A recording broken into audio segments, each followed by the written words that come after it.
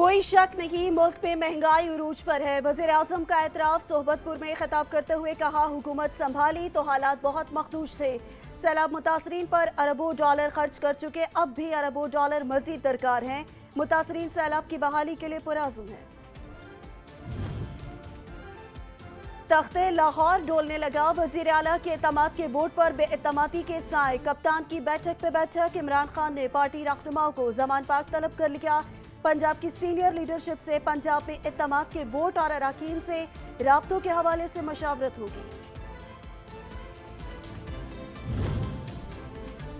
MQM को इत्तेहादी बनने के बाद मिलने वाले फवायद की तफसीलात सामने आ गई। सूबाई बजट में MQM की स्कीम्स शामिल। अमीनुल हक और फैसल सब्जवारी विफाकी वजीर बनाए गए। गवर्नर सिंध को MQM के कहने पर लगाया गया। मुर्तजा वहाब का इस्तीफा MQM के कहने पर लिया गया।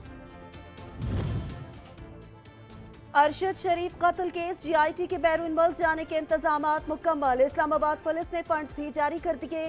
स्पेशल GIT जल्द कीनिया जाएगी।